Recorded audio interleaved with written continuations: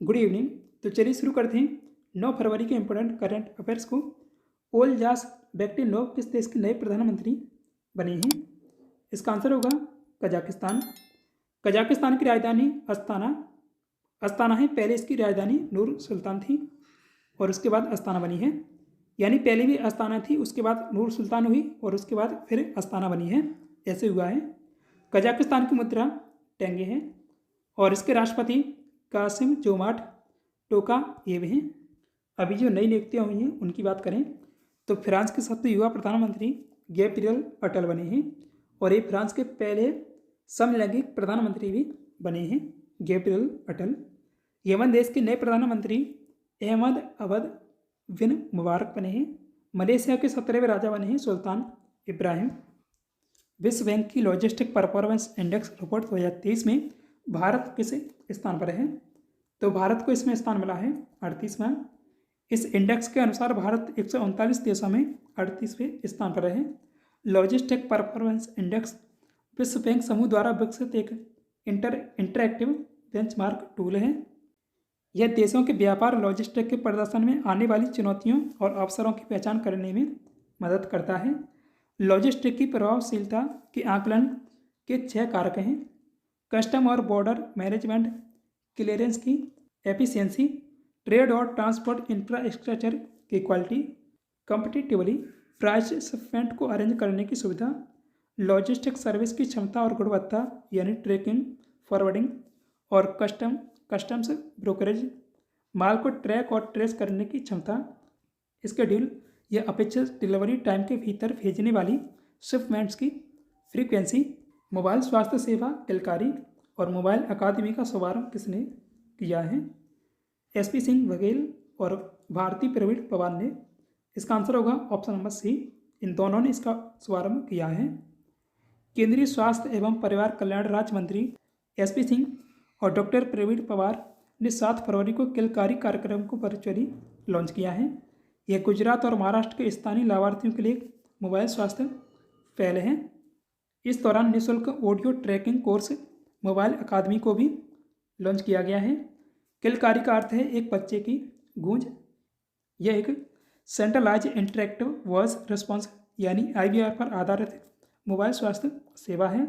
यह गर्भावस्था के 3 महीने के बाद से लेकर बच्चे के 1 वर्ष तक का होने तक गर्भावस्था, प्रसव और बच्चे की देखभाल के बारे में मुफ्त साप्ताहिक समय उपयुक्त 72 ऑडियो संदेश सीधे परिवारों के मोबाइल फ़ोन पर पहुंचाती है। किलकारी ऑडियो संदेश डॉक्टर अनीता नामक एक काल्पनिक डॉक्टर चरित्र की आवाज़ के रूप में मौजूद है। हाल ही में किस भारतीय को UAE का गोल्डन वीज़ा मिला है? इसका आंसर होगा option number B, Anand Kumar को। और सुपर 30 के संस्थापक हैं आनंद कुमार। सुपर 30 के संस्थापक आनंद कुमार भारत की उन प्रसिद्ध हस्तियों में शामिल हो गए हैं जिन्हें संयुक्त अरब अमीरात यानी UAE ने गोल्डन वीज़ा दिया है। इस सूची में अभिनेता शाहरुख खान और संजय दत्त शामिल हैं, यानी इन 2 लोगों को पहले मिल चुका है। 2019 में UAE ने गोल्डन वीज़ा की शुरुआत की थी। इसके तहत दीर्घकाल तक बिंदवास, काम करने और अध्ययन करने की अनुमति दी जाती है। देखिए ये है UAE जो सऊदी अरब के बीच में दिख रहा है, हल्का पीला सा, ये है संयुक्त अरब अमीरात, ओमान से ऊपर है। अब बात करें संयुक्त अरब अमीरात के बारे में तो इसकी राजधानी है अबू धाबी और मुद्रा दिरहम है। यह एशिया महाद्वीप में स्थित है। राष्ट्रपति मोहम्मद बिन जायद हैं। प्रधानमंत्री मोहम्मद बिन राशिद हैं। ICC टेस्ट रैंकिंग में शीर्ष पर पहुंचने वाले पहले भारतीय तेज गेंदबाज कौन बने हैं? इसका आंसर होगा जसप्रीत बुमराह। इंग्लैंड के खिलाफ विशाखापट्टनम में दूसरे टेस्ट मैच में शानदार प्रदर्शन के बाद Jasprit Bumrah ICC test ranking में शीर्ष पर पहुंचने वाले पहले भारतीय तेज गेंदबाज बन गए हैं। बुमराह पहली बार टेस्ट गेंदबाजी रैंकिंग में टॉप पर पहुंचे हैं। इससे पहले भारत के तेज गेंदबाज कपिल देव टेस्ट रैंकिंग में दूसरे नंबर तक पहुंचे थे। बुमराह ने पैट कमिंस, केगिसो रबादा और रविचंद्र अश्विन को पीछे छोड़ा है।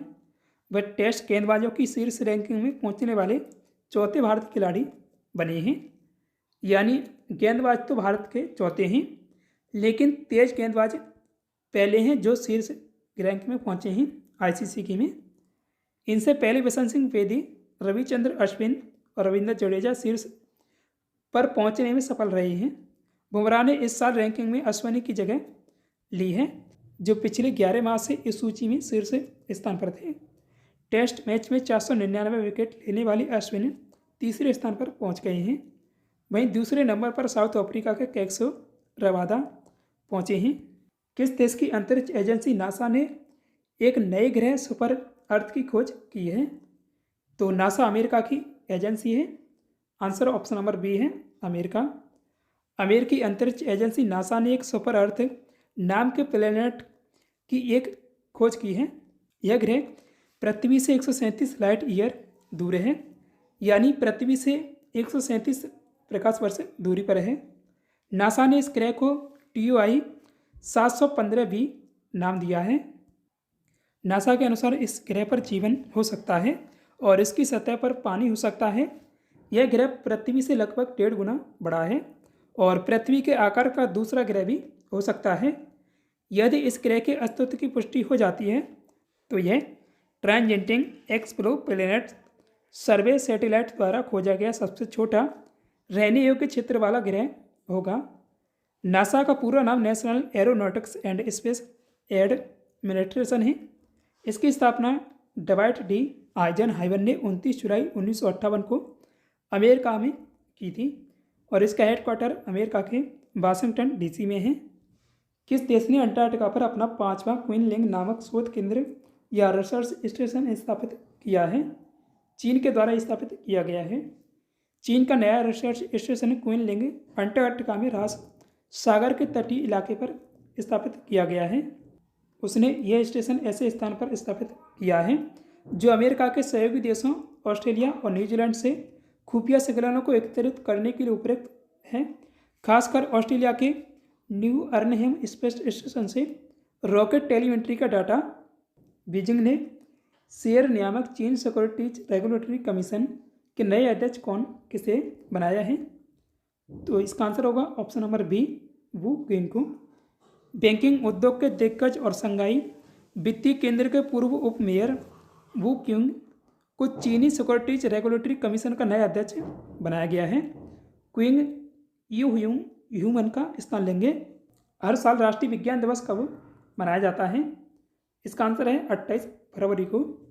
ये 28 फरवरी को मनाया जाएगा, लेकिन अभी इसकी थीम जारी की गई है। केंद्रीय राज्य मंत्री डॉक्टर जितेंद्र सिंह ने 6 फरवरी को राष्ट्रीय विज्ञान दिवस 2024 की थीम जारी की है। इस साल 2024 की इसकी थीम है विकसित भारत के लिए स्वदेशी तकनीक। यह इंडिजीनियस टेक्नोलॉजीज फॉर विकसित भारत। डॉक्टर जितेंद्र सिंह, इनके पास स्वतंत्र प्रभार है विज्ञान और प्रौद्योगिकी मंत्रालय का। हर साल 28 फरवरी को रमन प्रभाव की खोज के उपलक्ष्य में राष्ट्रीय विज्ञान दिवस मनाया जाता है। इस दिन सर CV रमन ने रमन प्रभाव की खोज की घोषणा की थी, जिसके लिए उन्हें 1930 में नोबेल पुरस्कार से सम्मानित किया गया था। भारत सरकार ने 1986 में 28 फरवरी को राष्ट्रीय विज्ञान दिवस के रूप में नामित किया था। इंडिया वैज्ञानिक अनुसंधान प्रकाशनों यानी साइंटिफिक रिसर्च पब्लिकेशंस में विश्व स्तर पर शीर्ष 5 देशों में शामिल हैं। पेटेंट फाइलिंग 90,000 के पार पहुंच गई हैं, जो 2 दशकों में सबसे अधिक हैं। 8 फरवरी 2024 को लोकसभा में किसके द्वारा श्वेत पत्र पेश किया गया? इसका आंसर होगा निर्मला सीतारमण। केंद्रीय वित्त मंत्री निर्मला सीतारमण ने 8 फरवरी को लोकसभा में श्वेत पत्र पेश किया है। 59 पेज के श्वेत पत्र में 2014 से और 2014 के बाद की भारतीय अर्थव्यवस्था की जानकारी दी गई है। श्वेत पत्र यानी व्हाइट पेपर एक report, guide, research based paper यह औपचारिक सरकारी दस्तावेज होता है। यह किसी विषय या समस्या के समाधान नीति दस्तावेजों के बारे में एक्सपर्ट के एनालिसिस के आधार पर पेश किया जाता है।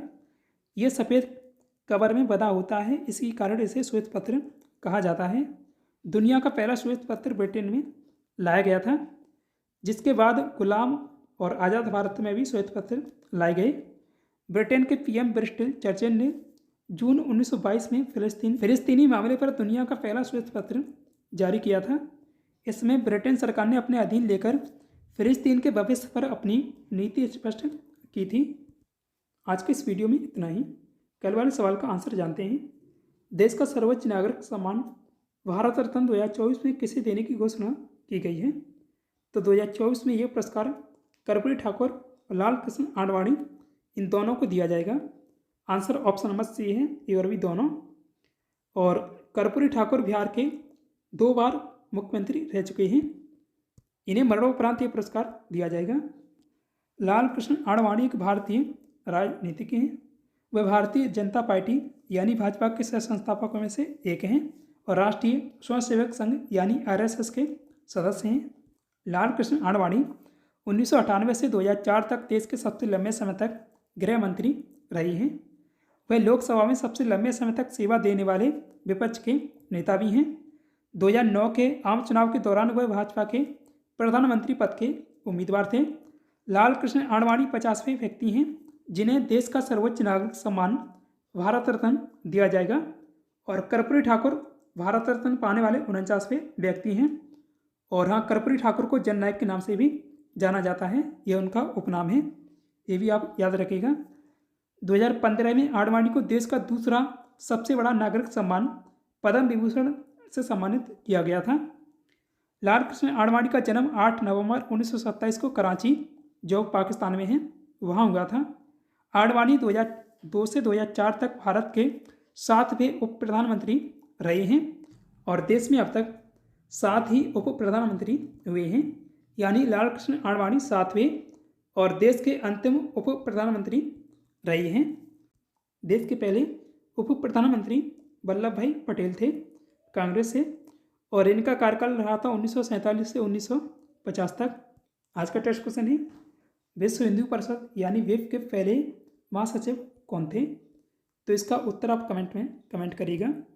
दोस्तों, वीडियो पसंद आए तो वीडियो को लाइक कीजिएगा। साथ ही डेली ऐसे ही वीडियो पाने के लिए अपने क्विज GK 360 यूट्यूब चैनल को सब्सक्राइब भी कीजिएगा। Thanks for watch this video.